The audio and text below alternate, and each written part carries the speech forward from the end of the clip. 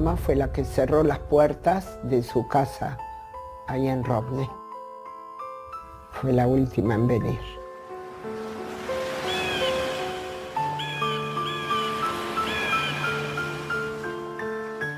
Primero pasaron por Francia.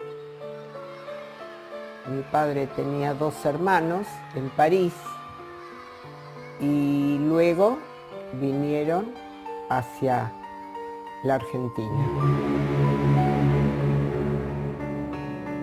Mi madre fue una persona más bien triste porque recordaba su infancia, su adolescencia, su juventud. Qué bueno que tenían amigos, que andaban en bicicleta, también iban a bailar. Cuando se congelaban los lagos se patinaba.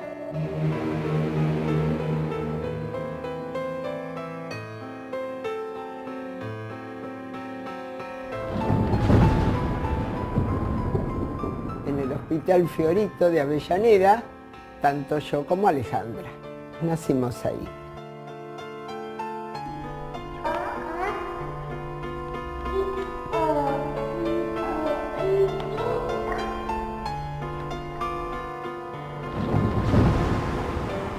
La vida de mis padres fue una lucha, sin idioma, sin trabajo.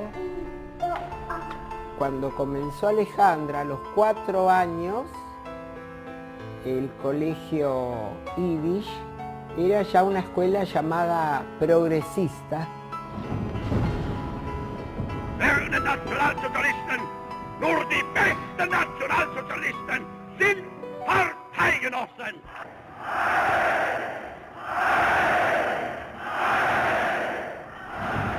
Fue muy triste, porque si yo tenía 5 años y me enteraba de que Hitler estaba invadiendo así diversos países, yo hasta tenía tal temor que pensaba que podía venir acá y me tapaba la cabeza por el temor de que eso siguiera avanzando.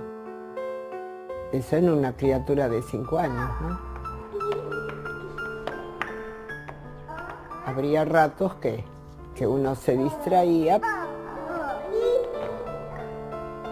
Se jugaba a las estatuas, con prendas después, a la rayuela.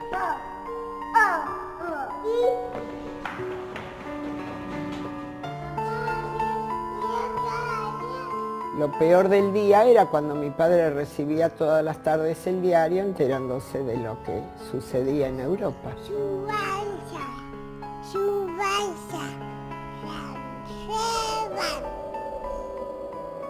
Cada vez recibíamos menos cartas de la familia.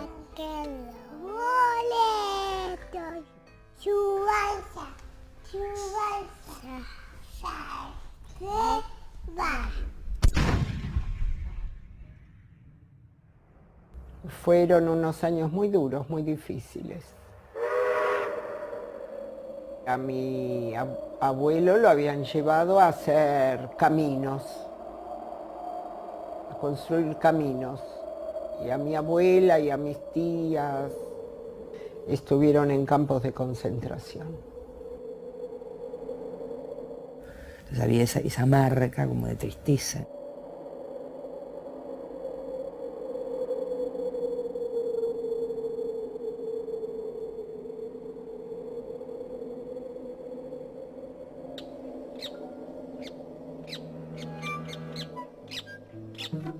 Allí estoy yo, dueña de mis 4 años.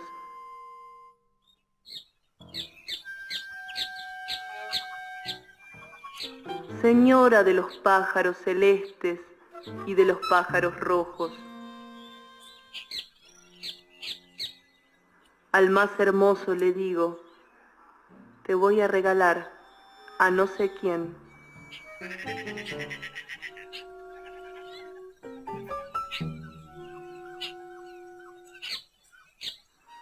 ¿Cómo sabes que les gustaré? Voy a regalarte, digo. Nunca, Tendrás a quien regalar un pájaro, dice el pájaro.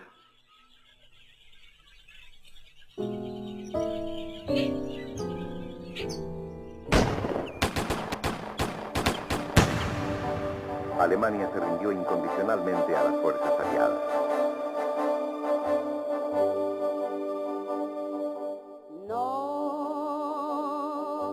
Mis tíos de Francia sí pudieron salvarse, escondiéndose en las campiñas.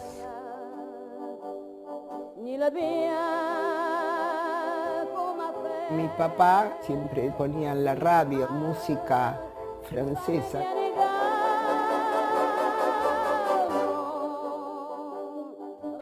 Comenzamos desde muy chicas a leer, porque cuando decíamos la palabra "me aburro", entonces mamá rápidamente nos daba 10 centavos para que nos compremos un libro cada una. Así que pienso que de ahí viene Alejandra desde muy chica con su bagaje de libros. Fuimos a la escuela número 7 de Avellaneda, hicimos todo el primario y después ella comenzó el secundario en el normal. Fue muy amiguera, así con sus compañeras, se divertían. Las medias 3/4, el Montgomery, la forma de hablar así, que de pronto la madre de alguna la retaba o le decía a Alejandra, ¿qué va a hacer? Ese tipo de cosas era totalmente desfachatada. Y ese gran choque entre toda esa cosa suelta y desfachatada que tenía en el colegio y la inmensa timidez en todo el mundo adolescente, de las niñas y todo eso, y el contacto con los varones.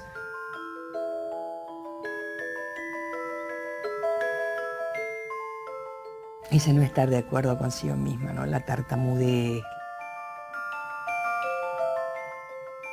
Cómo se sentía tan fea, tan fea. Hay quien ha dicho que era fea, yo no creo que era fea, no era fea.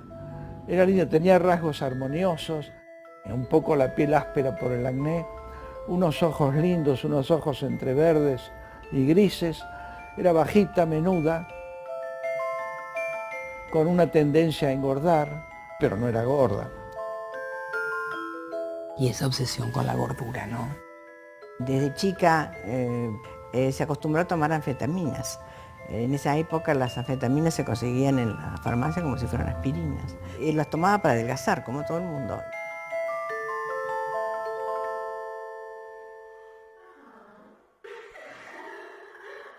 Ella estaba enamorada de Gerard Philippe, era un actor que le gustaba mucho. De noche siempre escribía en una libretita pequeña y si yo le preguntaba qué hacía me decía resúmenes para tal materia, para tal otra, o sea que nunca me dijo. Y cuando yo volví de mi luna de miel, mi mamá me dijo que había una escritora en la familia. Y me quedé sorprendida y me dijo, tu hermana. En esa época era común casarse, tener hijos. La mujer en ese entonces era solo ama de casa. ¿Por qué no me ubico en un lugarcito tranquilo y me caso y tengo hijos y voy al cine, a una confitería, al teatro? ¿Por qué no acepto esta realidad? ¿Por qué sufro y me martirizo con los espectros de fantasía? ¿Por qué insisto en el llamado?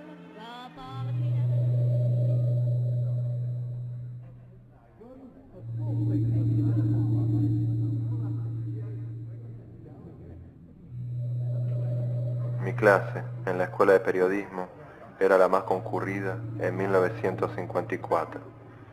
Yo dictaba literatura moderna, nombre con el que disfrazaba una apasionante historia de los movimientos de vanguardia, rechazados oficialmente en los institutos de enseñanza.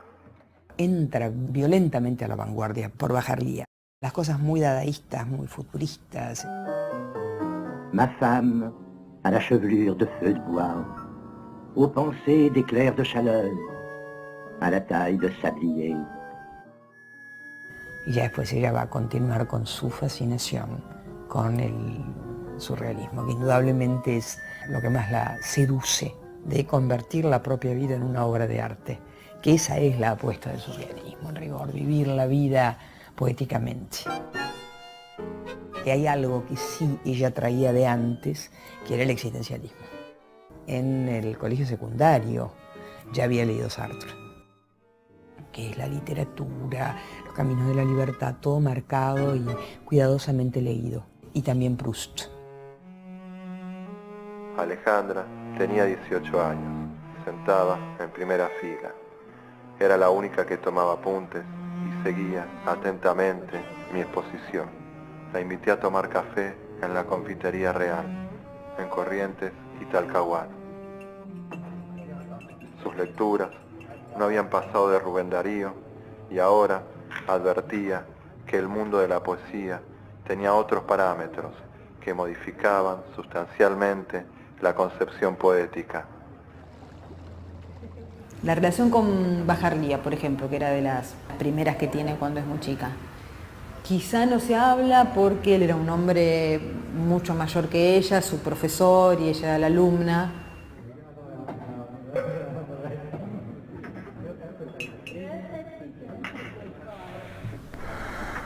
Mientras ella apuraba un cigarrillo, entre inhibida y locuaz, yo a cada instante reencendía mi pipa.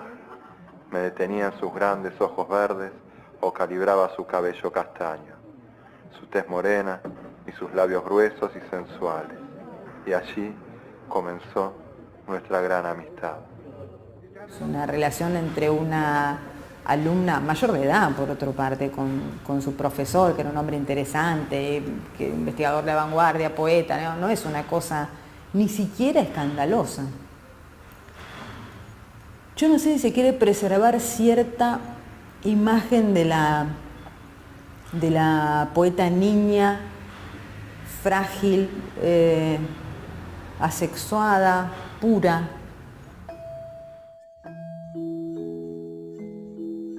Mary Shelley, por ejemplo, no sé.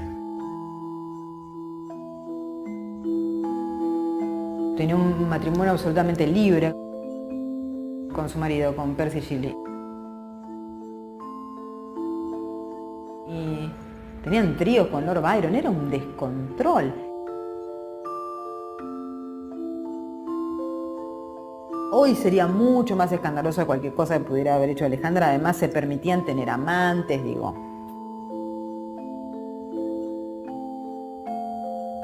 Y se habla de eso históricamente, o sea, no hay un cuidado de la imagen de la escritora inglesa, de no vamos a decir que tenía tríos porque...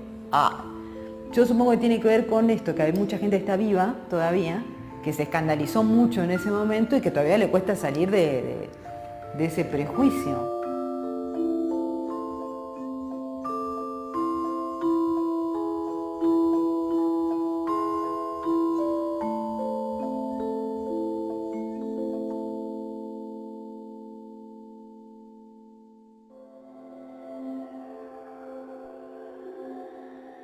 Mis alas, dos pétalos podridos, mi razón, copitas de vino agrio, mi vida, vacío, bien pensado, mi cuerpo, un tajo en la silla, mi vaivén, un gong infantil, mi rostro, un cero disimulado, mis ojos, trozos de infinito. Y después apareció La tierra más ajena.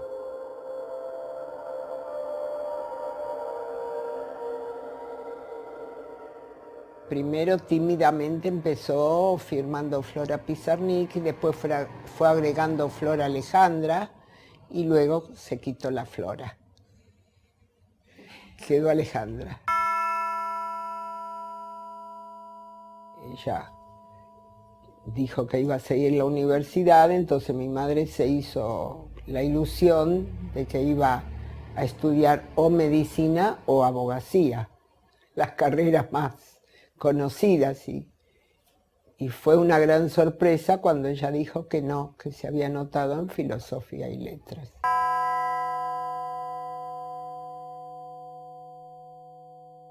Que yo sepa, no aprobó ninguna materia. No le interesaba la cosa sistemática, lo que le interesaba era leer y leer y leer y conocer y saber. Y es fascinante cómo leía, cómo escribía, cómo anotaba, cómo quería saber. La cosa sistemática no le servía.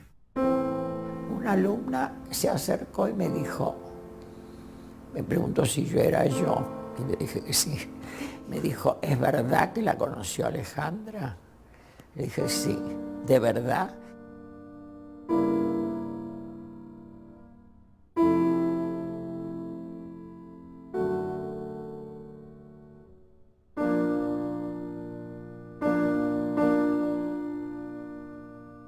Nos conocimos en la librería Letras de la calle Viamonte, en la misma cuadra de la facultad, en junio del año 56.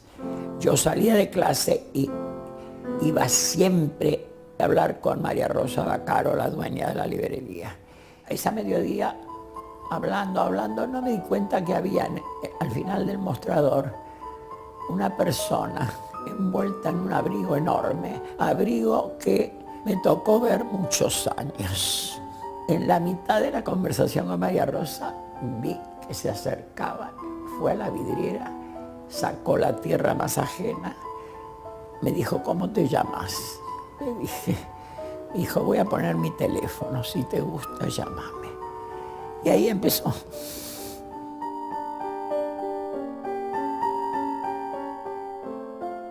Estoy sorprendido de la contextualidad de la memoria.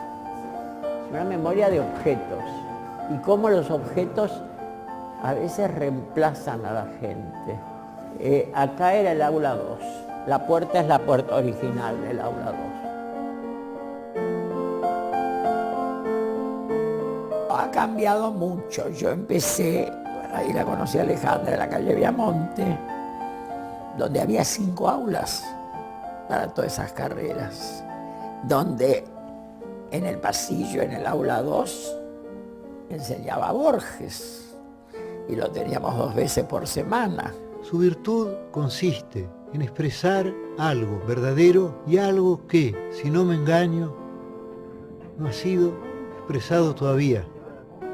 En la misma aula enseñaba un hombre que para mí fue excepcional, David Croce, que enseñaba griego y sobre todo griego 3, y que yo, con malas artes, le hacía repetir algún canto de la Ilíada en griego porque me parecía que era la oportunidad de mi vida esa, y era. Y yo pertenecía al centro de estudiantes. Alejandra no. Alejandra venía muy esporádicamente. Iba mucho a la librería porque a Alejandra le gustaba el ambiente. Pero nos veíamos bastante.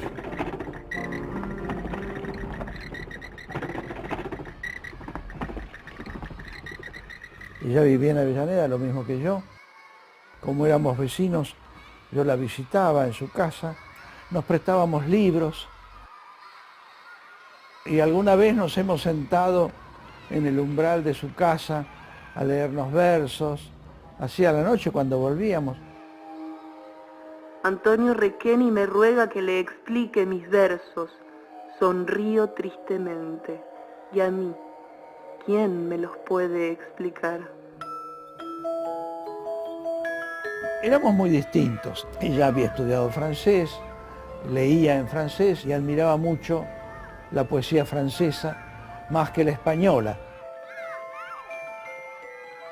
Tenía mucha influencia de los surrealistas franceses. Ella amaba a Rimbaud, Lautréamont, Apollinaire. Era devota de los manifiestos surrealistas. Sentía mucho la identificación entre poesía y vida.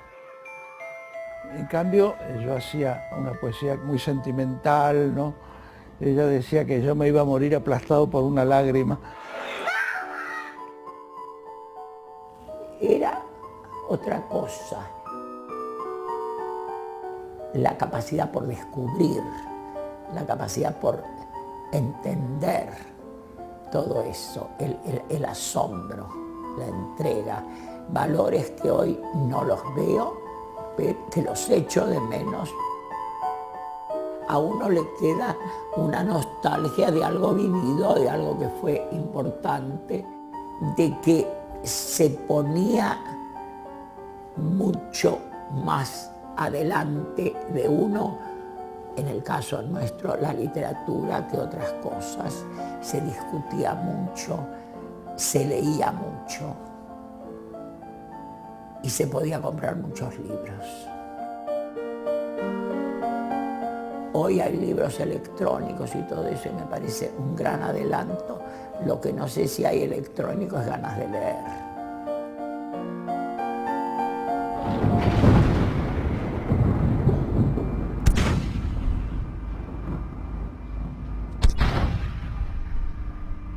Anoche soñé que estallaba una revolución.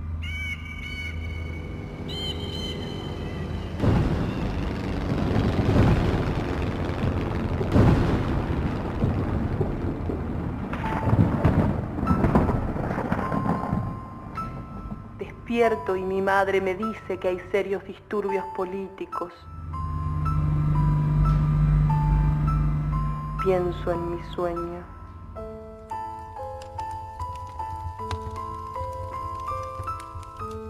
¿Por qué no fijar la fecha tan digna de recordación de 1955? Y fue el honor de que me nombraran director de la Biblioteca Nacional. Y esto se hizo por razones menos literarias que políticas. Lo hizo el gobierno de la Revolución Libertadora. Me doy cuenta que no puedo seguir estudiando en la facultad. La chica de 5º año me enumeró los pensadores que más estudian. Aristóteles, Santo Tomás, Kant. Cómo forzar mi mente hacia ellos, cómo esperar 5 años para analizar a Faulkner. ¿Y por qué analizarlo? No puedo. ¿Cómo leer Hegel si una sola frase suya me hace sentir ratón o tisne arrebatado por el viento de los siglos?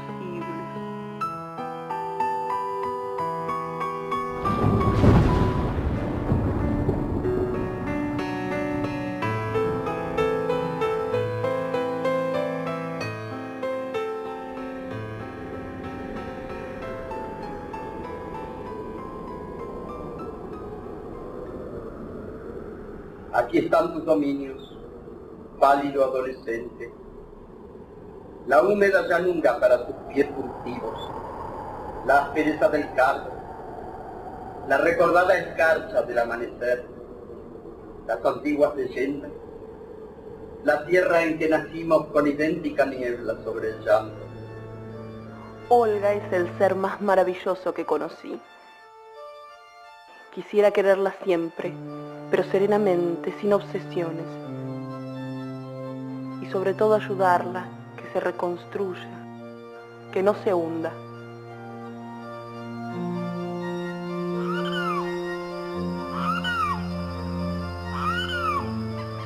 Había una orfandad en las dos, pero orfandad metafísica, te diría yo. Y además había esa apertura a la magia y al misterio. Y Alejandro un poco la tomó como su mamá literaria. La muerte, el tiempo, las sensaciones oscuras y el llamado insistente de lo absoluto. Compartían una estética, compartían yo diría casi un temblor frente a la realidad. Eran como muy cercanas, pero Olga siempre la protegió a Alejandro. Había una cosa de indefensión en ambas, que se unían por eso. Mi infancia tan cercana, en el mismo jardín donde la hierba canta todavía, y donde tantas veces tu cabeza reposaba de pronto junto a mí, entre los matorrales de la sombra.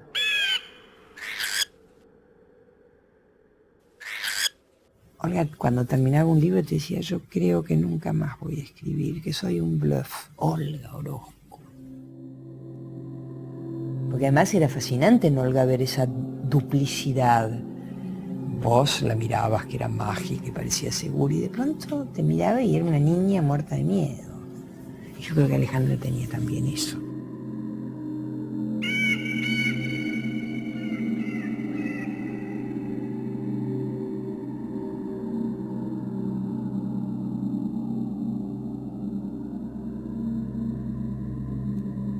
Solo un nombre, Alejandra, Alejandra, debajo estoy yo, Alejandra. Ella tenía un problema físico, decían que era tartamuda, no era tartamuda, ella arrastraba la última sílaba de las palabras. Además, no sé si era producto de una especie de asma nervioso que también sentía. Dicen que ella tenía asma, y yo la verdad que no, nunca la vi con lo que tenía, que al yo vivir con ella sabía que la llevaban a un especialista de garganta y que tenía pólipos nasales. Eso era lo que ella tenía. Y tal vez por eso fue al psicoanalista, ¿no? Leon Ostroff. Pero ella después resultaba que no era paciente de nadie, era amiga. No había una manera de atenderse como corresponde.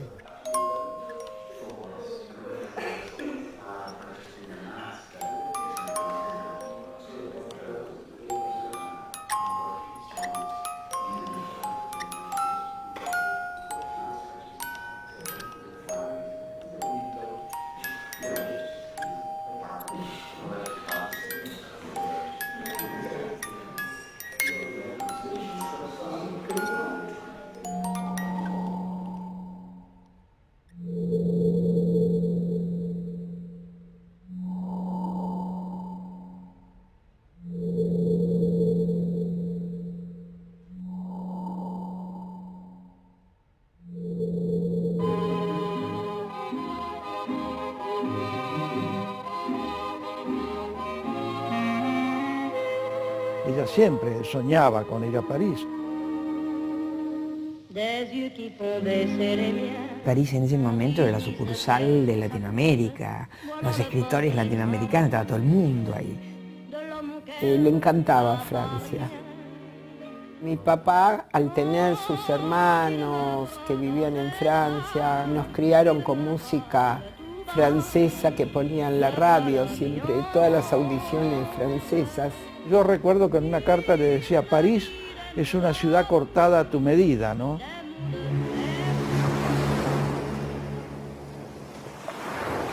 Iré a París, me salvaré. Yo pensaba que la podían raptar, que se vaya en barco. Y digo, ¿y si la agarran ahí tratantes de blancas? Me pareció muy chica como para irse sola. Se fue 4 años. Y el París de entonces todavía conservaba el clima del existencialismo. El existencialismo aparece en la posguerra, con Sartre, con Simone de Beauvoir.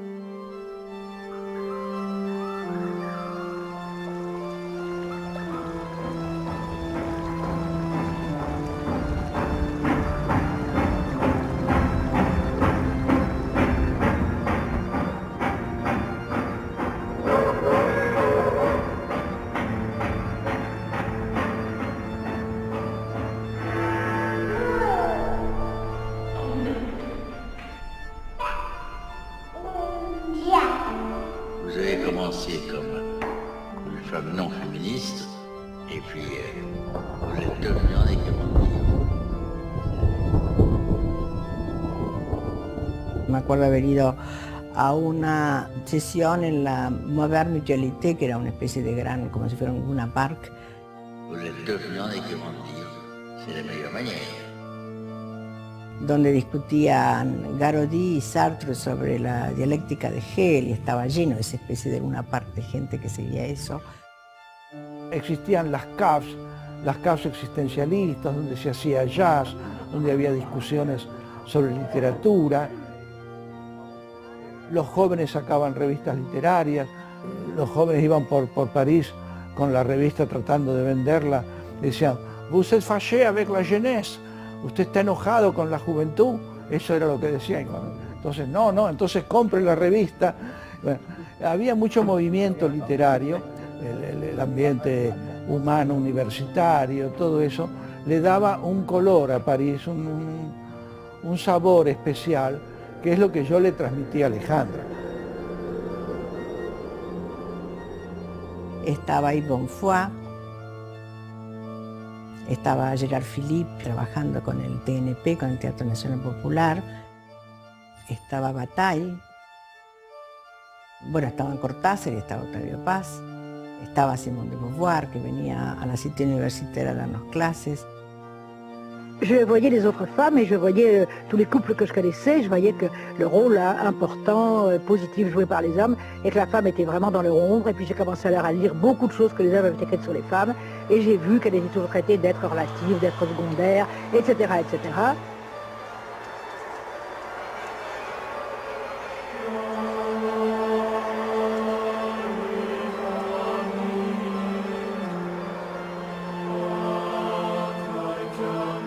Era un momento muy rico, muy denso, muy intenso. Se absorbía por todos lados una especie de gran riqueza y de una especie de necesidad de cambio que se fue abusando con el tiempo. ¿Sí?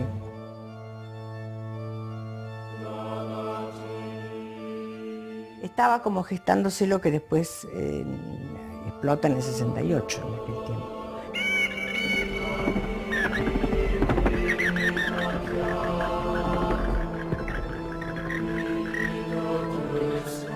Alejandra en París se sintió muy bien.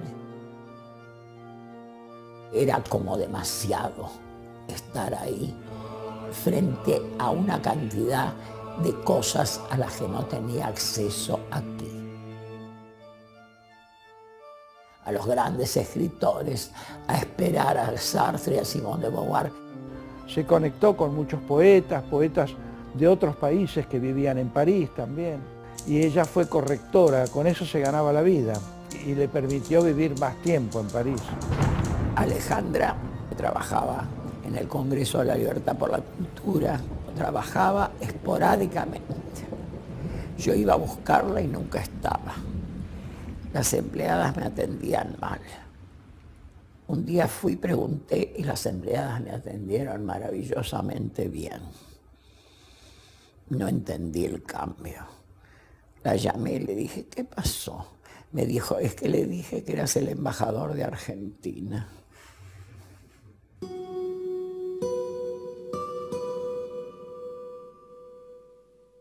Casi todo lo que hago en la oficina es maquinal y rutinario.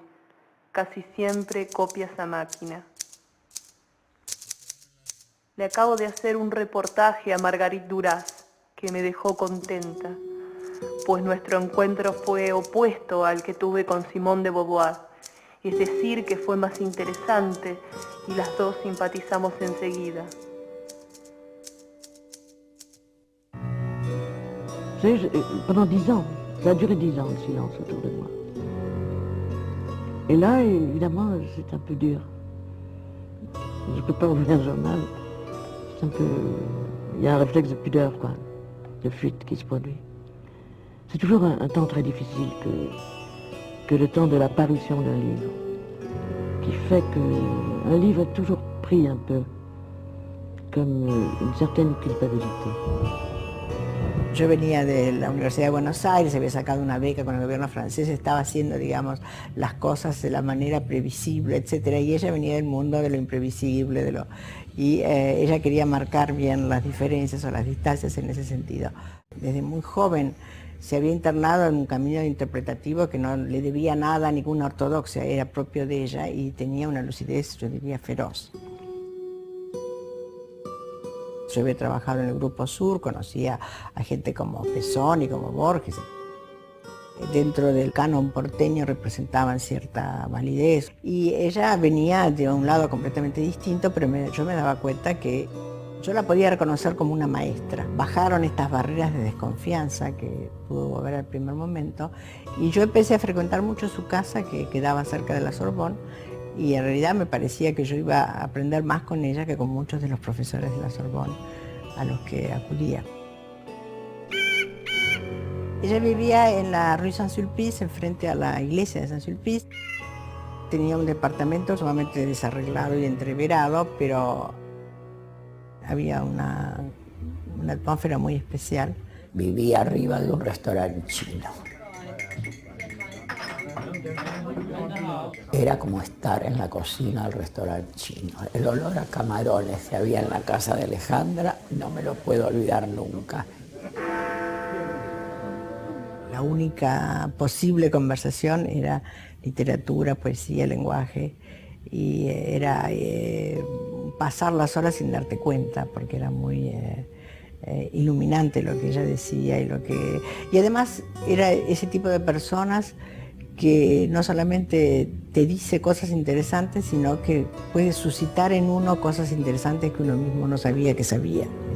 Tenía una especie de don como de gran terapeuta que te obligaba, sin casi darte cuenta, a mirar detrás de vos misma y excavar materiales que vos no conocías en vos misma, de tu contacto con el lenguaje, con la palabra, con la poesía.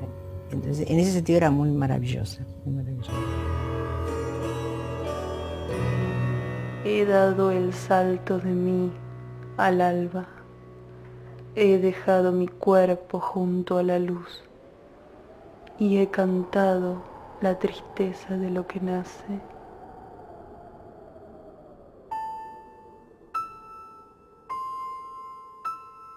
El leer, anotar y escribir y marcar es el primer momento de la escritura. De ahí va a salir la escritura de Alejandra.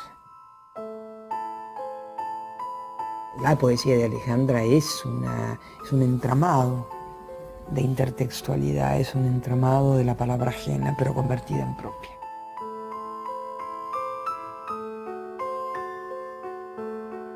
Borges nos enseñó claramente que se escribe con los pedazos de toda la tradición. Y también eso lo revela Alejandra en las marcas que tiene, por eso es tan importante ver su biblioteca. Se arma todo con los restos de lo otro. Entonces, verdaderamente poeta es aquel que conoce su tradición y que la maneja. Y Alejandra lo hizo. Anotar las impresiones literarias, aún las más obvias, aún aquellas que me avergüencen. Es la única manera de aprender y tomar conciencia de lo que leo y de mí misma. Debo releer a Kafka, Joyce, Gide y Proust. Frente a mucho facilismo contemporáneo, a mí me parece siempre importante que tengan en cuenta quienes admiran a Pizarnik, para que no se queden pegados solamente con el mito, el trabajo de escritora que hay en ella y su inmensa inteligencia como lectora. Con sus cuadernitos iba anotando todo lo que le gustaba. Pero cuando uno lee la parte de los ensayos críticos o los artículos críticos de Pizarnik, hay una sabiduría. Hay un haber reflexionado sobre la poesía, un haber reflexionado sobre el lenguaje, que a mí me gustaría que quienes se fascinan con ella lo tuvieran en cuenta. Porque pensar, bueno, la poeta maldita, sí, pero no le soplaban las musas, eso está hecho con trabajo. Ayer he roto más de 100 poemas y prosas. Hay que empezar de nuevo. Releí mi último libro. Hay poemas tan malos, tan horriblemente malos que jamás hubiera creído que podían ser míos. ¿En qué demonios pensaba cuando no los rompí? Está la biblioteca de Cortázar. Ahí uno ve lo que es un escritor. No sé, yo era excesivamente severo conmigo mismo. Me prometí a mí mismo no publicar hasta el día en que estuviera seguro de que valía la pena publicar, de que no había que estafar a los lectores dándoles cosas demasiado prematuras. Y entonces, al mismo tiempo que escribía mucho y quemaba mucho y tiraba mucho, iba acumulando experiencia, la doble experiencia de escribir, de leer y de vivir, es una triple experiencia. Sale Árbol de Diana de toda la experiencia europea, pero que es como la gran decantación. Y de una depuración de la poética.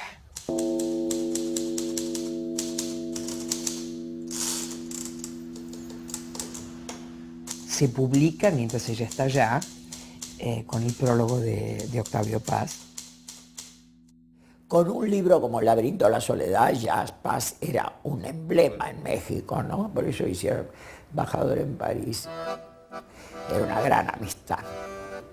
Yo en Madrid lo vi varias veces a Octavio Paz y hablé muchas veces. Y una vez hablé de Alejandra y tenía muy buen recuerdo. Muy buen recuerdo. Cortar el cordón umbilical, matar bien a la madre, crimen que el poeta moderno cometió por todos, en nombre de todos. En la frente del pueblo dormido, el poema es una constelación de sangre. Cuando la historia despierta, la imagen se hace acto, acontece el poema, la poesía entra en acción.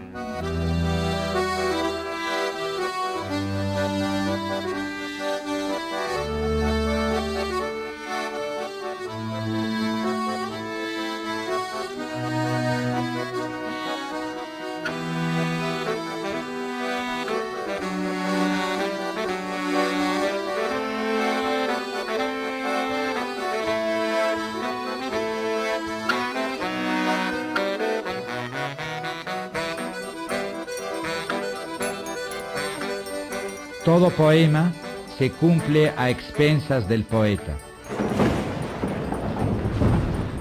Alejandra a Cortázar lo fue a ver a la UNESCO. Me lo dijo Cortázar eso. Con Cortázar tuvo muy larga y buena relación. Es muy difícil armar una historia de la amistad. Supongo que esa historia de la amistad estará en las cartas que no... de ambos lados, digamos, que todavía no se mostraron.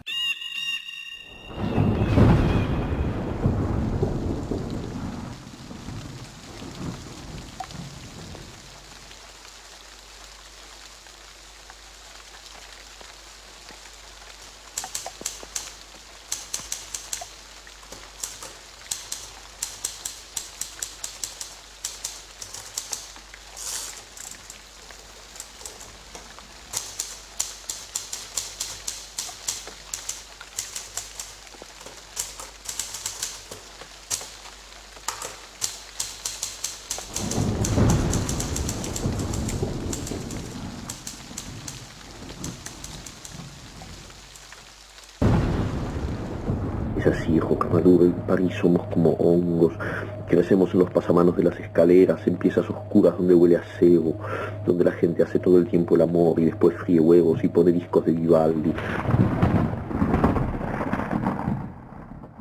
Todo lo que hacemos el amor, parados, acostados, de rodillas, con las manos, con las bocas, llorando, cantando.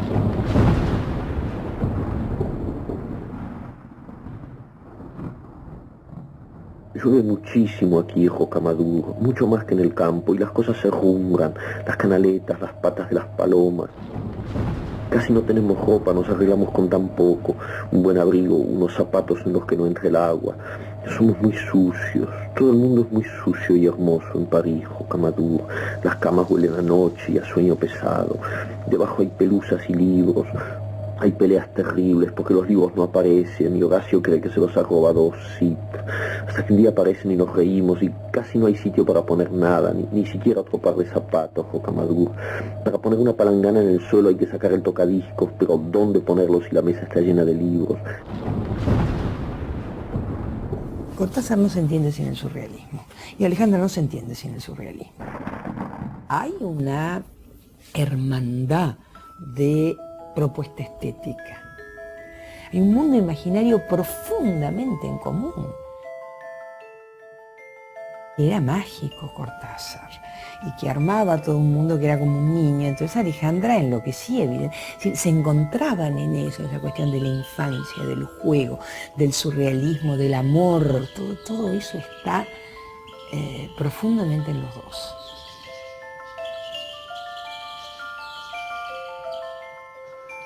En cuanto a los señores cronopios, son poseedores de cierto órgano en vías de extinción, que permite la visión y percepción de la hermosura.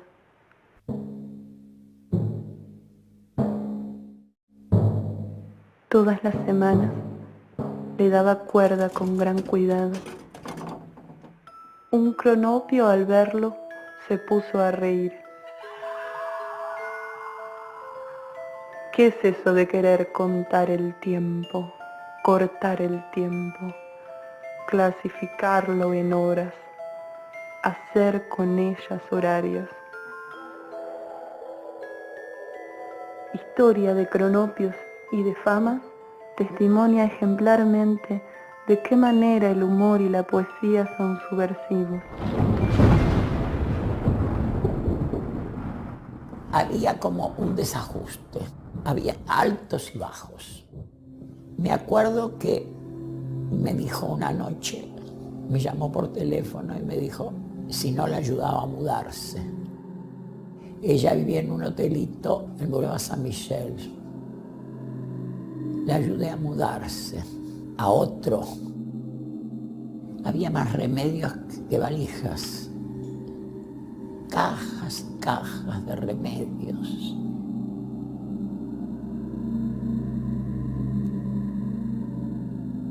Tomaba para despertarse, para dormir, para estar bien, para estar mal, para todo. Así era ella. Había cajas de anfetaminas, pero también había cajas de lo contrario, de estimulantes de fósforo, es decir, de reconstituyentes muy permitidos. Es decir, estaban las dos partes.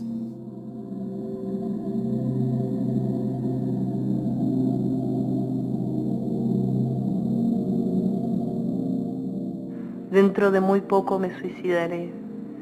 Siento claramente que ha llegado el final. Me mordía los labios y no sabía qué hacer con las manos. Yo misma me asustaba porque me miraba a mí misma en mi piecita desordenada, andando y viniendo en slip y pullover sin pensar, con la memoria petrificada.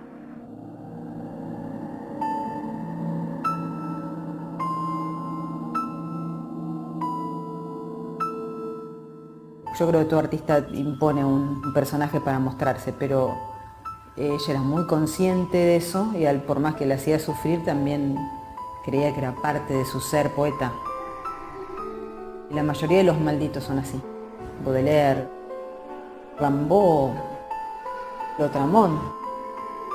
Transcribe la terrible acusación de Lautréamont a la sombra intrusa en su cuarto. Esos ojos no te pertenecen. ¿De dónde los has tomado?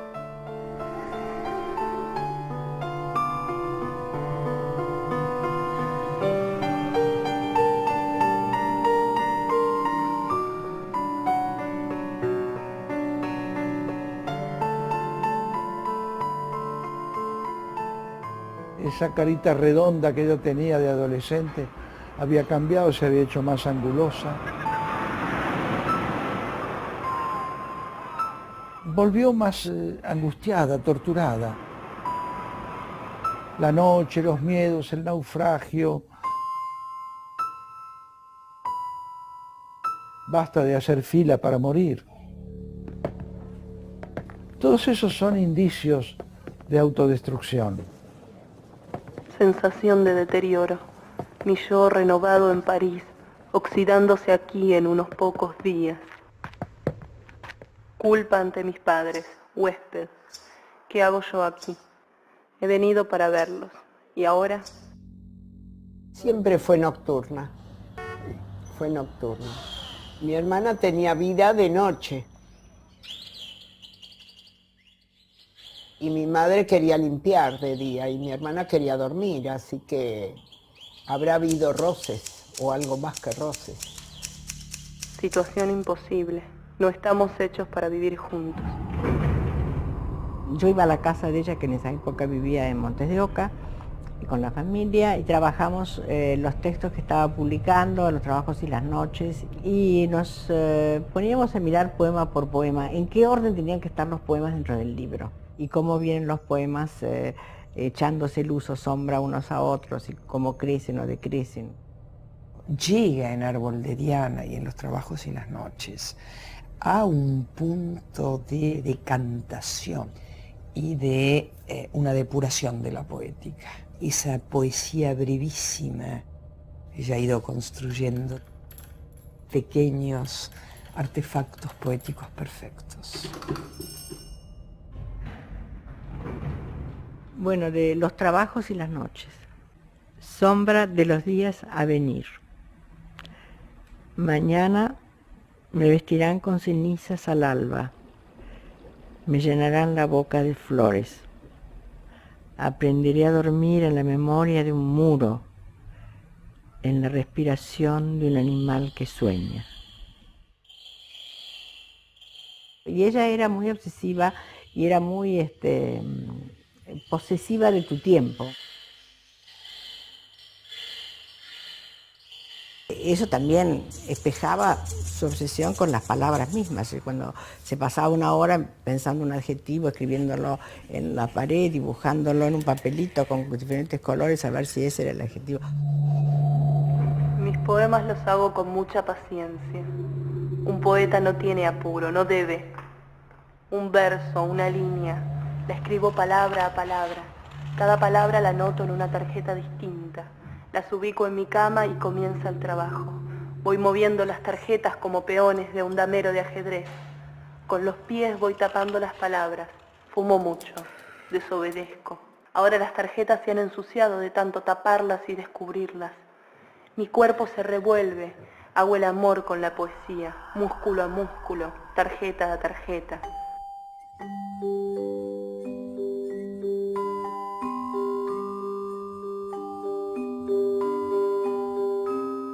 A mí me hace acordar mucho a Kafka ella, esa necesidad como esencial de estar mirando la vida y el lenguaje como esos misterios que uno tiene que de alguna manera enfrentar y zambullirse en absoluta y total soledad. Vuelve Ungaretti, acá ho sognato stanotte una piana striata d'una freschezza in veli varianti dell'azzurro oro alve. Soñaba esta noche una llanura estriada por una frescura en velos que varían desde el azul y verde alga. Para ella había que dedicar todas las horas de vida a la poesía. Y yo no tenía ese tipo de modelo de escritora o de escritor, yo no había estado expuesto a ese modelo hasta que la conocí, y eso me marcó para siempre. El dibujo de ella. Un párrafo de crítica de ella sobre Reverdí, que esa no salió acá dice: todo poeta verdadero se define por el ritmo particular de su respiración poética y por una pequeña cantidad de imágenes a las que siempre vuelve, como si ejerciera sobre él una fascinación irresistible. He compuesto en el andar de mi vida muchísimas piezas ocasionales, en general en broma, que he leído en comidas de escritores, en comidas de periodistas. Un soneto circunstancial. Como un buzo en su escafandra y un maniático en su tic. Me refugio en ti, Alejandra, mi Cassandra chic.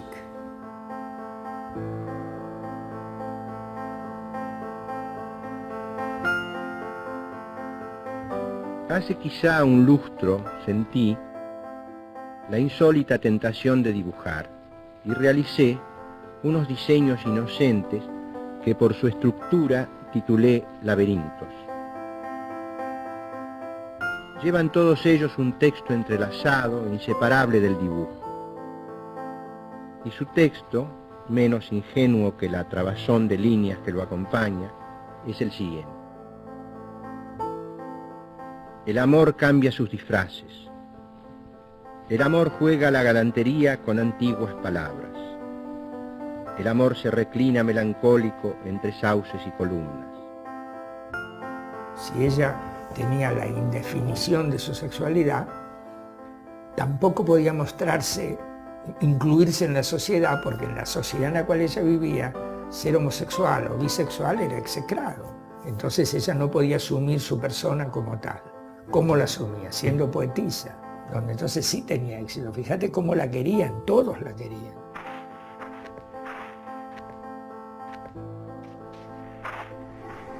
Como poetisa aparece como alguien extraño, alguien buscado, alguien querido, alguien distinto. En ese periodo de la historia del país, los homosexuales tenían que estar ocultos.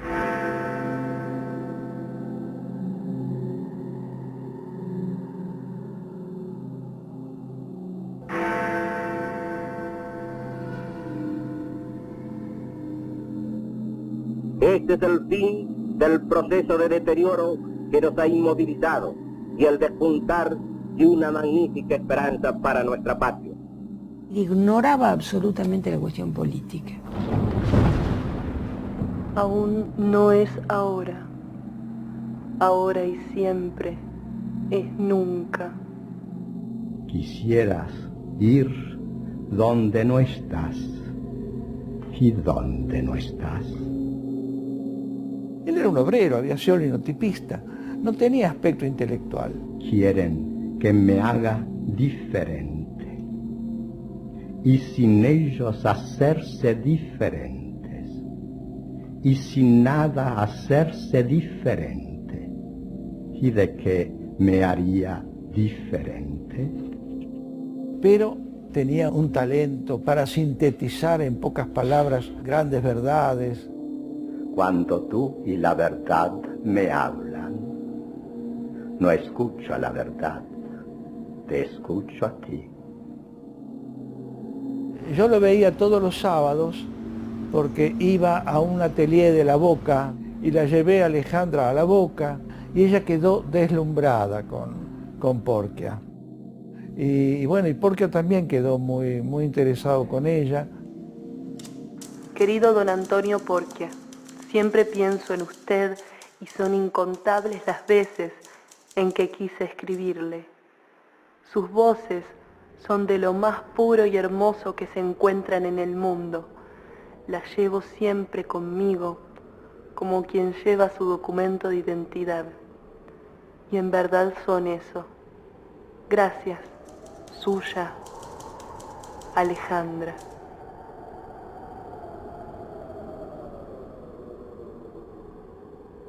Una vez Victoria Ocampo lo llamó y le dijo, mire, acá hay dinero para usted, de las veces que ha publicado. Y porque dijo, no, ¿cómo voy a cobrar por eso? No, déselo a algún poeta que necesita hacer su libro. No, yo no puedo cobrar por eso que escribí. Era un ser angélico. El sueño que no se alimenta de sueño desaparece.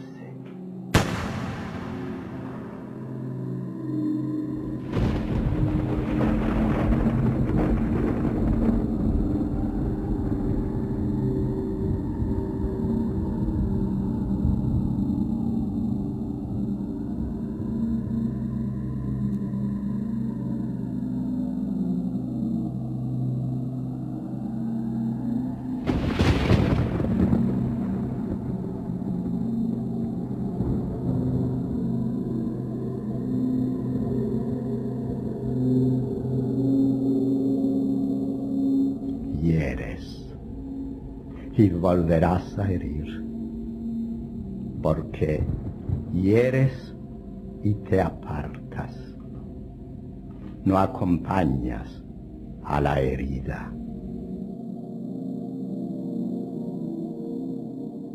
Yo renuncié a la semana, salió en La Nación, todavía tengo el recorte.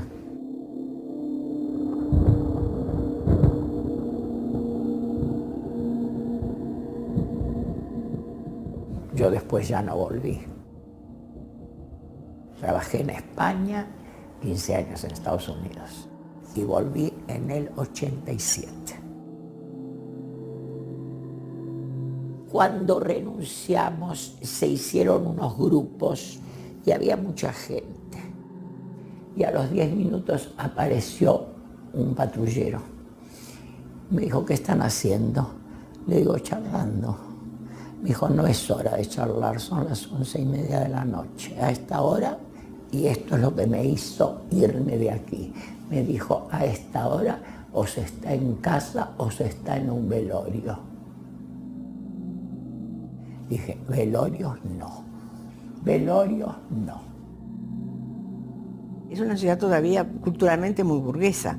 Y cuando aparece Alejandra, que es una figura muy poco convencional físicamente, una persona que viene de pequeña clase media, judía, bisexual, transgresora en todo sentido, que se podía presentar muy desaliñada en los salones más resplandecientes de la vida porteña, eso produce un shock, porque la gente no estaba dispuesta a cambiar sus paradigmas.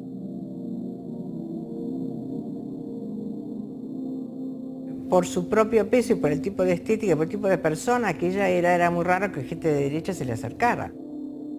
Ella tenía un gran olfato para percibir ondas antisemitas y entonces era muy difícil. Le hicimos una entrevista a Borges juntas para Zona Franca. Las preguntas de la entrevista con Borges casi todas son de ella, pero a ella le importaba que yo estuviera allí. Yo era como una mediadora en esos encuentros. Alejandra se sentía muy incómoda en zonas muy de la burguesía porteña. Viniendo de Avellaneda, de un pasado de una familia de pequeña clase media, le parecía que su presencia física, su manera de vestirse, iban a chocar con las exigencias de que, de hecho, nos ocurría a veces. Entonces se sentía más cómoda conmigo, yo era como una especie de mediadora, porque mi familia más o menos era, mi padre tenía la misma edad de Borges, hablaba muy parecido, la manera de entonar se parecía mucho a la de Borges, y yo venía más o menos cómoda, yo me sentía más o menos en familia, no intelectualmente, pero sí, digamos, socialmente. Ese mundo de neblina verdosa o azulada y vagamente luminosa, que es el mundo del ciego. La gente se imagina al ciego encerrado en un mundo negro. Precisamente uno de los colores que los ciegos, o en todo caso este ciego extraña, es el color negro. Yo hubiera querido reclinarme en la oscuridad, apoyarme en la oscuridad. Borges da siempre en la palabra justa, y esto me irrita, cuando esa palabra es desagradable por su sonido o sentido. Por ejemplo, terror que me usurpa toda el alma.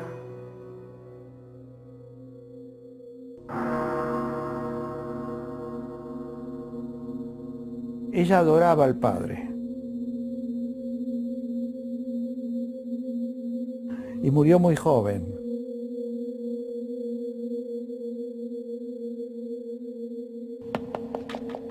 Ella le afectó mucho la muerte del padre. La muerte de mi padre hizo mal mi muerte, mi terror de andar y moverme, de comer y respirar. Me asfixio sola.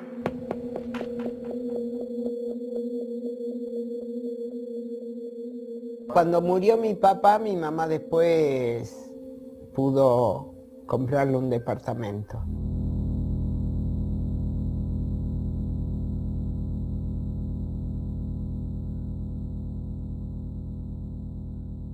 Se quiere mudar, dice yo voy a ayudarla, digo me parece muy bien. Así que empezaron a llevarse después mejor. Los ausentes soplan y la noche es densa. La noche tiene el color de los párpados del muerto. Toda la noche hago la noche.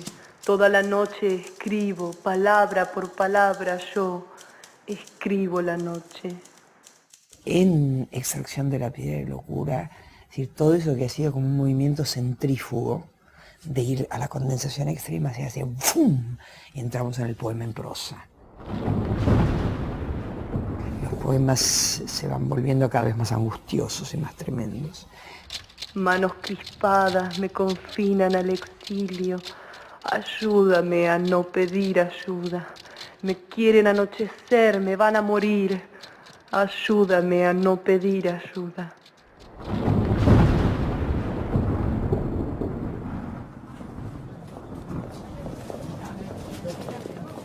Ella dice en una carta que le manda a León Ostrov, yo no soy de este mundo.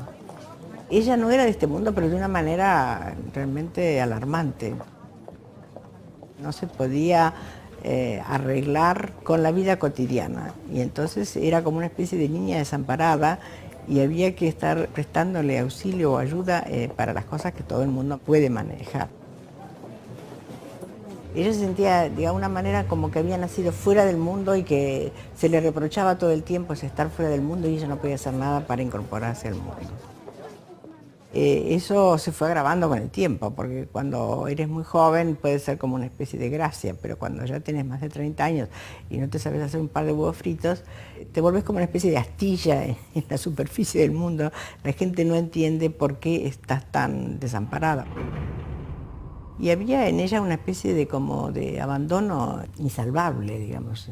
Era como una dependencia muy grande de la gente que la rodeaba y eso también, claro, creaba muchos problemas. Me parece que formaba parte de todas las tácticas o estrategias de autodestrucción que ella llevaba a cabo, ¿no?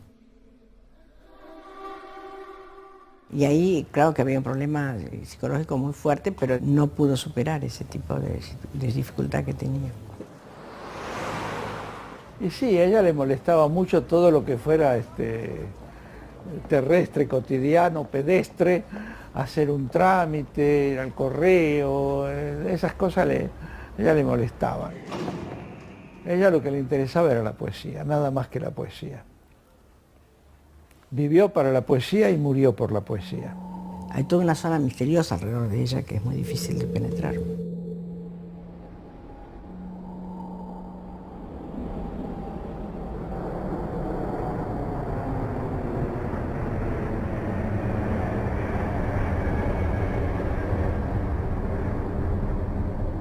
Llegó a New York sola y no fue una experiencia positiva para ella. El tipo de vida así no le sentaba para nada.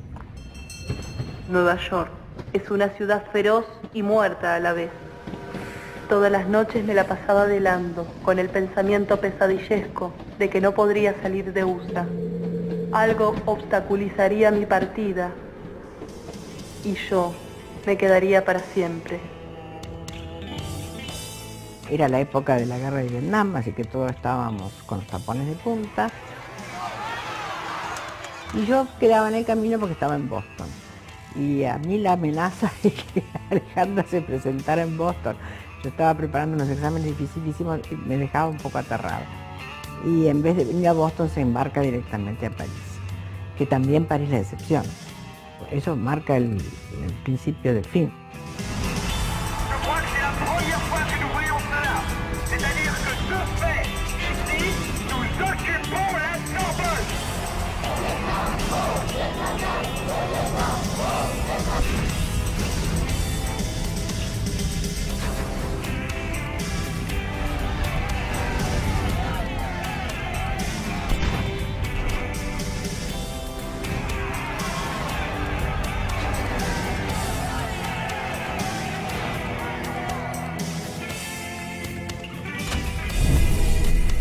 París ha empezado a ponerse máscaras que me aterran.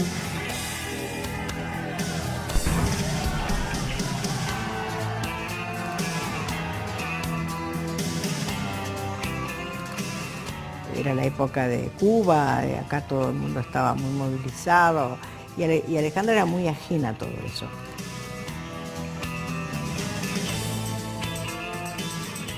El puño de la sangre golpea puertas de piedra.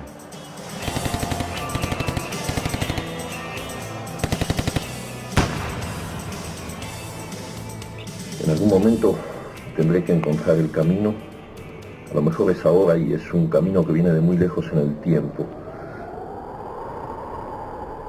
Yo creo que a Alejandra no le cabía el mundo. En su universo no podía entrar el mundo. Ella está tan quebrada dentro de sí que yo creo que toda la energía está en tratar de suturar o de transformar su subjetividad quebrada. La realidad a Alejandra no le interesaba.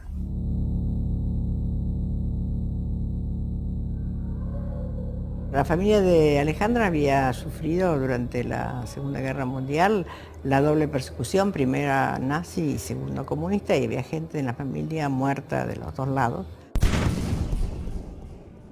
Y a ella le había quedado como una especie de escepticismo total con respecto a lo que fueran las propuestas políticas. Tenía así olfato para discernir sobre tonos antisemitas en algún discurso político de algún lado.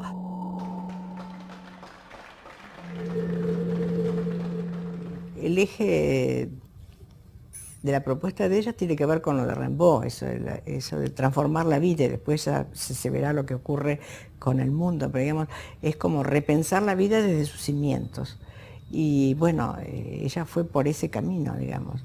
Ella no tenía una crítica a la sociedad, tenía una crítica más profunda a la vida y al lenguaje. Es decir, esta vida no nos pertenece, esta vida nos lastima, esta vida nos hiere, este lenguaje no es el nuestro, tenemos que cambiar eso. Y lo demás vendrá por añadidura, ese sería un poco el gesto de ella. Ella era una anarquista coronado, una nueva propuesta desde el ser. Un poeta generalmente está encastrado, está incluido en un circuito social y político y cultural y mediático del que no puede escapar porque está vivo. Pero Pizarnik nunca tuvo intereses que definieran una política a no ser la de la pura, salvaje anarquía que nos permitiera ir muy al fondo, al extremo de darnos cuenta que el verdadero ser es libre, pero no por constituciones y edictos y decisiones organizadas, sino por su pathos, por su raíz, por su propia posibilidad de ser libre, hasta incluso la propia libertad.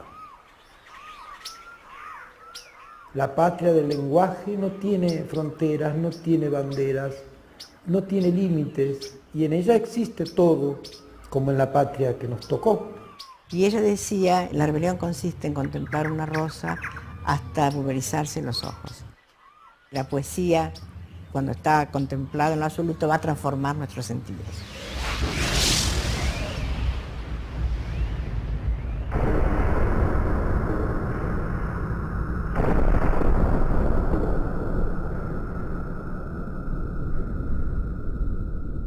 Cuando yo vivía en Estados Unidos y estaba el momento de la guerra de Vietnam, donde estaba todo dado vuelta y nos corrían con los perros la policía o con las manifestaciones, y había escrito a las paredes de mi oficina y había puesto esta frase de Alejandra: la rebelión consiste en contemplar una rosa hasta pulverizarse los ojos. Y un día, bueno, salgo de la oficina y cuando vuelvo encuentro que me han cambiado el texto y me han puesto: la rebelión consiste en contemplar una rosa hasta pulverizarle los ojos. Me pareció como un omen de lo que iba a ocurrir después, ¿no? Muy perturbador me resultó. Esa rosa pulverizada me dejó muy mal.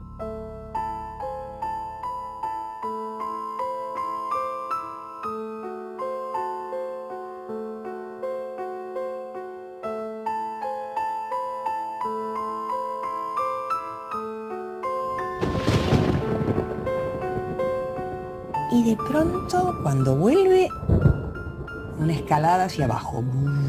Además se va encerrando cada vez más. Lo privado, lo privado, lo privado. Todo es nada, pero después de haberlo sufrido todo. La niña herida huye. Es perseguida, apresada. Ahora la muchacha está desnuda y parada en la nieve. La rodean, vierten el agua sobre su cuerpo y el agua se vuelve hielo. Leve gesto final de la muchacha, para siempre de pie, erguida, muerta.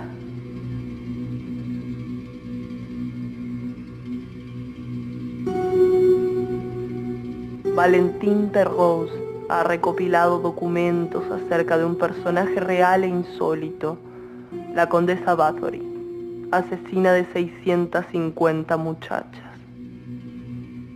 Yo la conocí ya en Llamas, en su opus final. Pude ver cómo influenciaba en ella ese personaje de Madame Bathory. Mi madre decía que era un estilo de escribir hablando sobre la muerte. Y yo le hice un comentario que digo que me parece que ya es demasiado. Es como que quiere acercarse a la muerte. Entonces mi mamá me contestó, no, dice, es un estilo, dice, cada uno toma estilos, dice, alguno por lo cómico, porque una madre no termina de convencerse. A mí me pareció que ya mi hermana andaba, pero por una cornisa.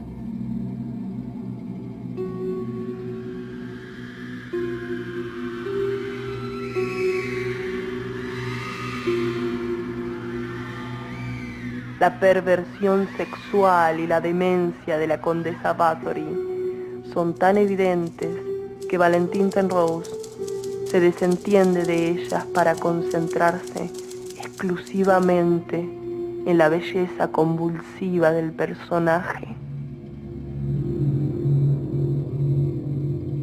El libro original es una reconstrucción histórica que es espeluznante el nivel de la crueldad de esta asesina serial. Lo que hace Alejandra es como una extracción de la esencia. Inscribe el reino subterráneo del Elizabeth Bathory en la sala de torturas de su castillo medieval. Allí, la siniestra hermosura de las criaturas nocturnas se resume en una silenciosa de palidez legendaria, de ojos dementes, de cabellos del color suntuoso de los cuervos. Sentada en su trono, la condesa mira torturar y oye gritar. Sus viejas y horribles sirvientas son figuras silenciosas que traen fuego, cuchillos, agujas, atizadores, que torturan muchachas que luego entierran. Ella lo publica primero en Mito, en el año 65, después la revista Testigo acá en la Argentina, y recién en el 71 aparece en López Crespo, la primera edición que yo lo tengo ahí. La bella condesa B, silenciosa, vestida con un hábito blanco, inmediatamente mojado de sangre, ella corre a cambiárselo por otro. Ese correr, ese silencio de ella sentada.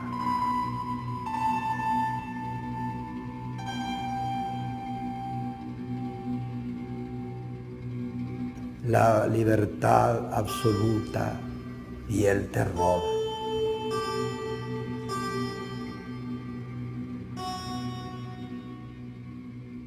Hay una vinculación en la obra con Alejandra. 62 modelo para armar y la condesa sangrienta, los dos toman a Bathory. Julio Cortázar, su gran amigo, no tenía quien le pase a máquina Rayuela. Para que tuviera un poco de plata le dio Rayuela, para que tipee y ella lo perdió.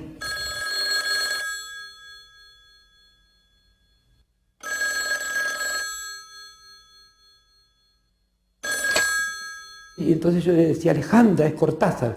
No, decirle que no estoy, pero es Cortázar. No. ¿Dónde está la señora? Estoy buscando los originales de Rayuela y no los encuentro en esto, porque era una Babilonia de papeles. Nada de su tiempo y de su vida era habitual y previsible. También un alarido, una alegría, y encontró esos papeles y se los devolvió. Alejandra bebía anfetaminas. Yo tenía 20, 19 años. Como yo también tomaba anfetaminas, entonces no dormíamos nunca. Nuestra cotidianidad estaba plagada de un transcurrir de fiesta delirante.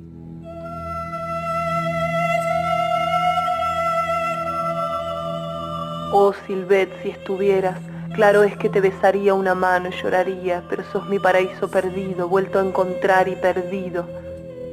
Te amo sin fondo, me muero de fiebre y tengo frío. Quisiera que estuvieras desnuda a mi lado, leyendo tus poemas en voz viva. Había allí algo más que una amistad. Si Borges lo dice, la amistad no es menos peligrosa que el amor, ni menos deliciosa. Yo sé lo que es esta carta, pero te tengo confianza mística. Además, la muerte tan cercana a mí, tan lozana, me oprime. Una despedida especialmente escrita a Silvina Ocampo, que desaparece. Como que ya tenía preparado ese testamento de amor imposible. Haceme un lugarcito en vos, no te molestaré. Pero te quiero, no imaginás cómo me estremezco al recordar tus manos, que jamás volveré a tocar si no te complace. Tiene una facilidad notable para fascinar, para seducir, pero cierta dificultad en mantener las relaciones. Se fascinaba rápidamente con la gente y apasionadamente, y eso puede ser abrumador.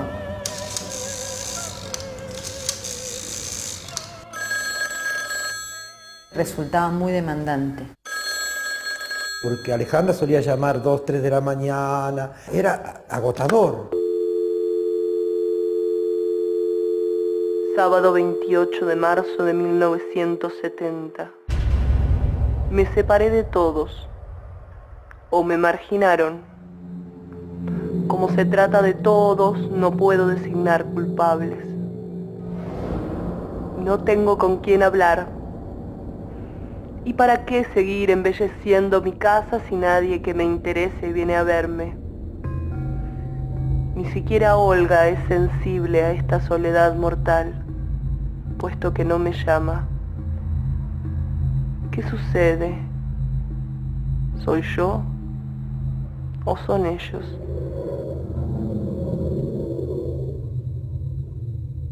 Los amigos más fieles se apartan. Era muy buena, era tan buena que a veces regalaba cosas que no tenía que regalarlas. Hubo gente que se aprovechó de la bondad de ella. La noche, de nuevo la noche, la magistral sapiencia del oscuro, el cálido roce de la muerte, un instante de éxtasis para mí, heredera de todo jardín prohibido. Pasos y voces del lado sombrío del jardín, no vayas a creer que están vivos, no vayas a creer que no están vivos. En cualquier momento la fisura en la pared y el súbito desbandarse de las niñas que fui. Desde muy chica ella tuvo el miedo a la locura y el miedo a la muerte.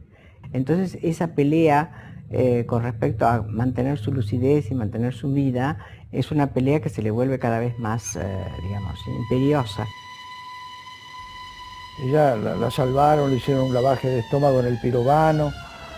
No sabíamos que ella podía haber llegado a lo que llegó.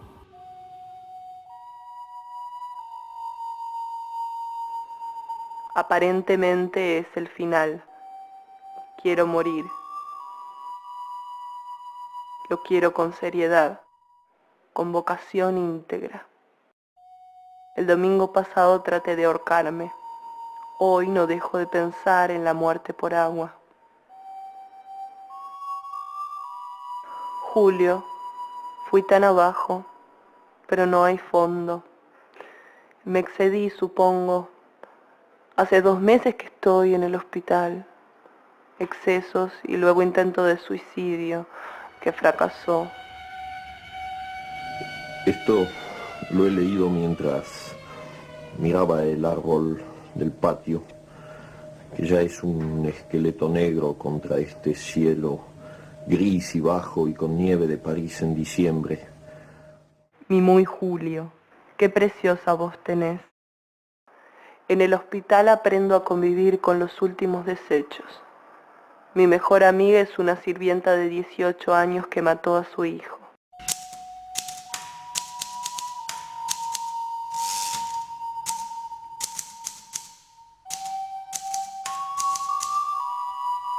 Aquí nevó anoche y es un día para no moverse de casa, para inventar ceremonias de interior.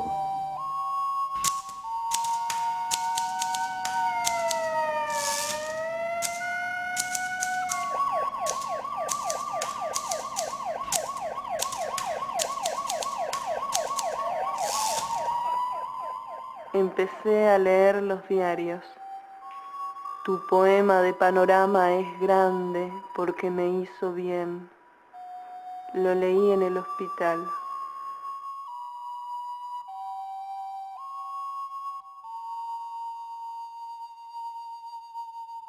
Te apruebo mucho, políticamente.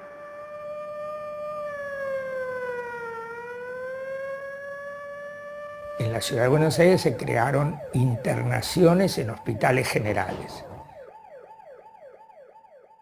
En ese lugar se internó a Alejandra Pizarnik. No era un manicomio. El tema era atender al paciente y no considerar que tenía que ser aislado. En el Borda, para evitar el suicidio, lo meten en una cama, le pasan entre 6 y 8 voltios, le provocan una sacudida y eso se lo hacen al otro día y al otro día y al otro día, 10, 12 aplicaciones y el tipo, bueno, bajó el nivel de autoagresión y no se suicida. Eso es represivo. Los enfermos que se internaban en la sala 18 del hospital, la cama la usaban para dormir y el resto del día estaban caminando por el hospital. Había tratamientos psicológicos, grupos, terapia ocupacional. Y como soy tan inteligente que ya no sirvo para nada, y como he soñado tanto que ya no soy de este mundo, aquí estoy, entre las inocentes almas de la sala 18.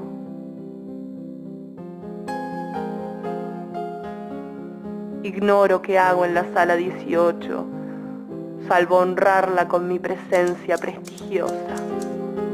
Oh no, no es que quiera coquetear con la muerte. Yo quiero solamente poner fin a esta agonía que se vuelve ridícula a fuerza de prolongarse. ¿En qué idioma se hablaba con ella? En el idioma intentando que ella saliera de la situación de fantasía, imaginatividad, delirio si querés, a una situación de la realidad. Teníamos obligación de enseñarle para que pudiera vivir en la sociedad. Finjo pues que logro mejorar. Finjo creer a estos muchachos de buena voluntad que me podrán ayudar. Pero a veces, a menudo, los recontraputeo desde mis sombras interiores, que estos mediquillos jamás sabrán conocer. Y los puteo porque evoco a mi amado viejo, el doctor Pichón Rivière, tan hijo de puta como nunca lo será ninguno de los mediquillos de esta sala. Agoniza en la miseria por no haber sabido ser un mierda práctico, por haber afrontado el terrible misterio que es la destrucción de un alma.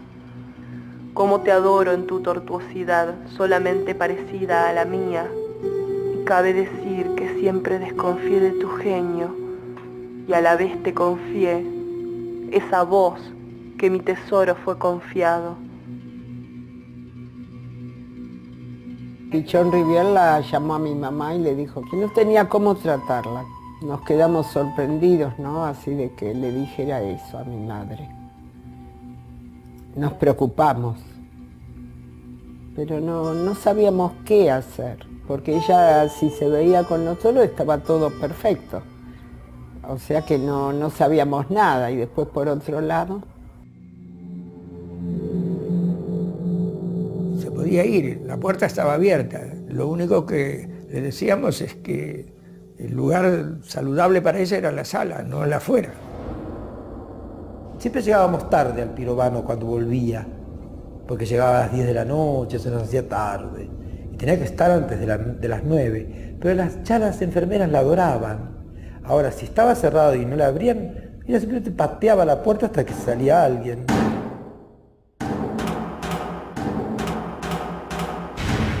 Esto nunca lo conté, pero a veces hay que decir todo. Ella me dice, yo que necesito tu ayuda para suicidarme, porque voy a tomar Seconal, me voy a meter en la bañera, yo te dejo la llave de puerta de la calle, de entrada, y lo único que tienes que hacer es solo sostener mi cabeza dentro del agua 10 minutos, para que no me rescaten, porque ya había sido rescatada de otro intento. ¿Y qué es lo que vas a decir? Voy a decir solamente algo. ¿Y qué es lo que vas a hacer? Voy a ocultarme en el lenguaje. ¿Y por qué tengo miedo? Entre otras cosas, escribo para que no suceda lo que temo, para que lo que me hiere no sea, para alejar al malo. Se ha dicho que el poeta es el gran terapeuta. En este sentido, el quehacer poético implicaría exorcizar, conjurar y además reparar. Escribir un poema es reparar la herida fundamental, la desgarradura, porque todos estamos heridos.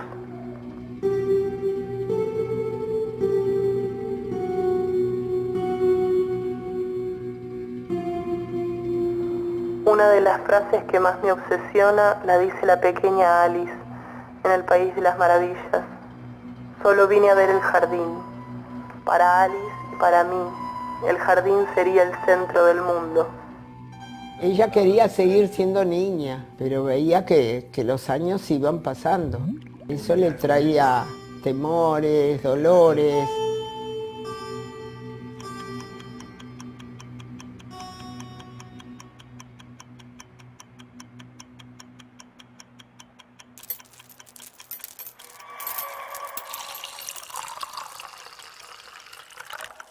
Los poemas se van volviendo yo diría cada vez más angustiosos y más tremendos.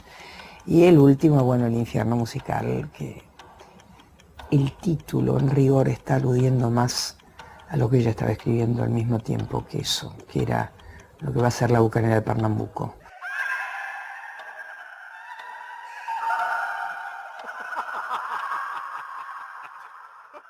Abrí ese traste, sotreta, dijo el cisne, quien sibilino cual cerrajero de silos, deserrajóle el ano a la enana, que mojada cual mojarrita comprando en jarros una jarra, no reparó que el arúspice, munido de su gran ápice, le hacía ver la estrella. Tal como un nadador lanzándose de cabeza y de culo en una piscina, con o sin agua, poco importa esto que escribo para la mierda. No es bien recibido por su entorno y lo esconde y lo guarda. Ella misma dice, me hace mal lo que estoy escribiendo. Turbada, la enturbanada se masturbó, total estoy, Tolstoy. Que son voces que la enloquecen, no es prosa, no es poesía, es un infierno.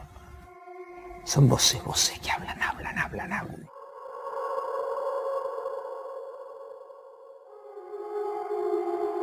Solo vine a ver el jardín. Tengo frío en las manos, frío en el pecho, frío en el lugar en donde en los demás se forma el pensamiento. No es este el jardín que vine a buscar, a fin de entrar, no de salir.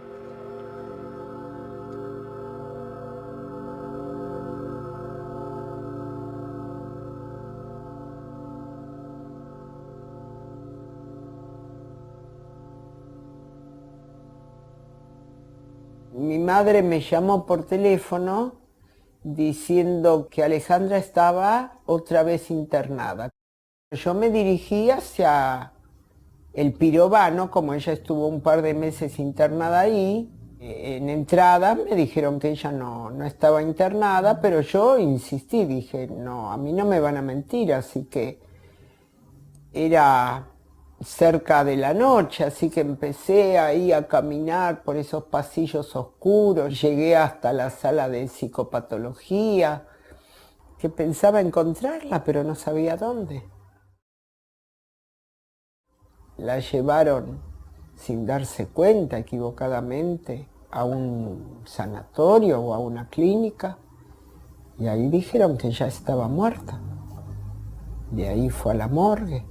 Mi marido después la reconoció. Yo tuve que ir a la comisaría también. Era una época que todos se tenían miedo uno al otro, así que uno no podía avanzar para hablar con nadie, parecía. Mi madre quedó destrozada para el resto de su vida. Realmente es muy duro. No se pudo sobreponer nunca.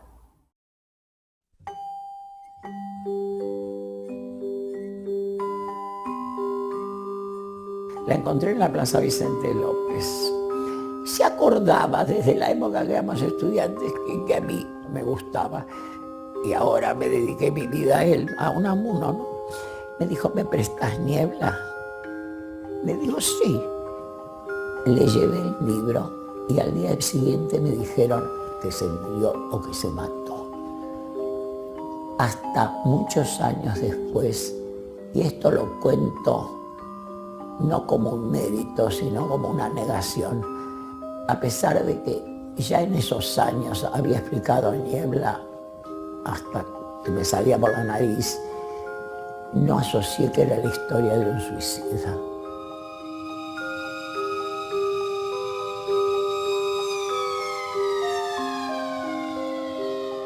La velamos en la Sociedad Argentina de Escritores. La primera vez que abrió las puertas la SADE para un acto público fue para el velatorio de Alejandra. Y yo recuerdo que estaba con varios amigos y nos pasamos la noche allí velándola con el cajón cerrado, según el rito judío. Vimos entrar una chica que era Alejandra.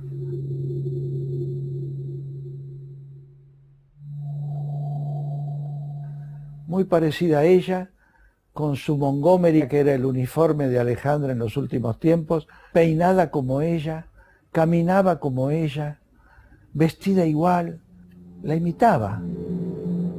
Ya era un mito entonces en vida.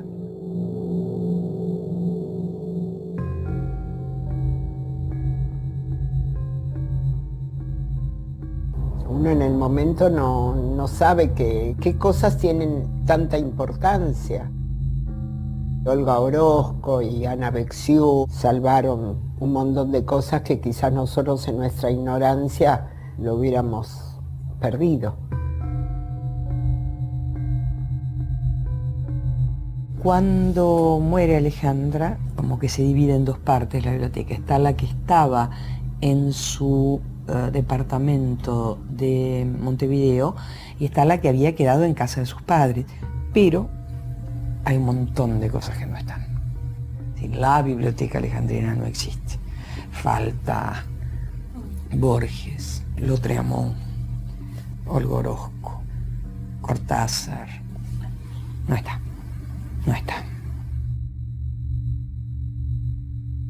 No me he casado, nunca tuve hijos. Pido perdón. Tuve amigos célebres, pero los que más quería acabaron suicidándose. Pido perdón. Soy vieja, peso 60 kilos, todavía me como las uñas. Pido perdón.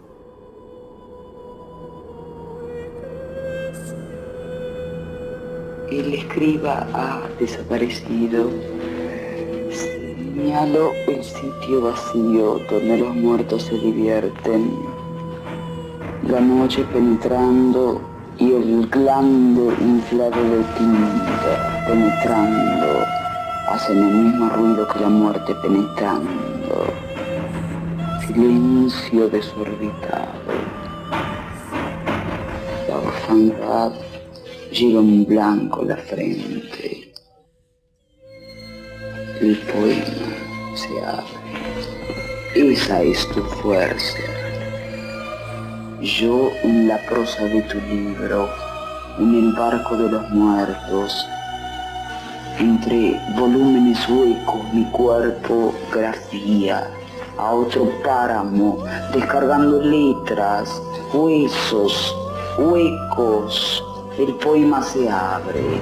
Esa es tu fuerza. Me hablabas de una trampa del lenguaje. El poema se abre. Estos muertos son niños, señalando las palabras. Estos muertos son niños.